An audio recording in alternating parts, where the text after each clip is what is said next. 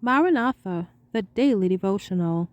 The reading for today, March 13th, is entitled Shaping Up in God's Workshop.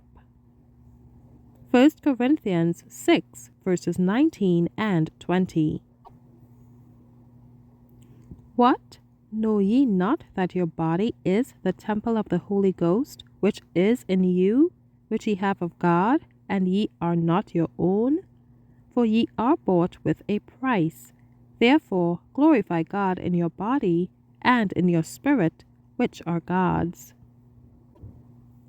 We are not our own. We have been purchased with a dear price, even the sufferings and death of the Son of God. If we could understand this and fully realize it, we would feel a great responsibility resting upon us to keep ourselves in the very best condition of health that we might render to God perfect service. We believe without a doubt that Christ is soon coming. We have no doubt, neither have we had a doubt for years, that the doctrines we hold today are present truth, and that we are nearing the judgment.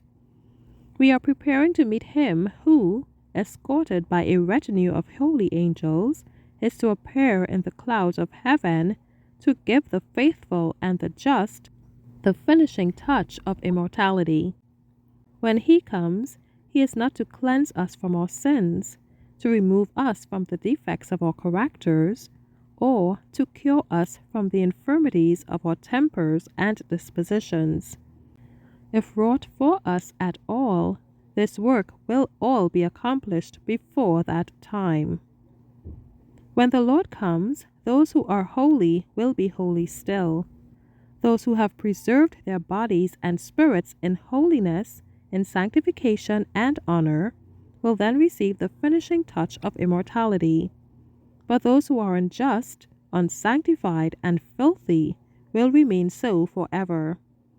No work will then be done for them to remove their defects and give them holy characters. This is all to be done in these hours of probation. It is now that this work is to be accomplished for us. We are now in God's workshop. Many of us are rough stones from the quarry, but as we lay hold upon the truth of God, its influence affects us. It elevates us and removes from us every imperfection and sin of whatever nature. Thus we are prepared to see the King in his beauty, and finally to unite with the pure and heavenly angels in the kingdom of glory. It is here that this work is to be accomplished for us, here that our bodies and spirits are to be fitted for immortality. Thank you for listening.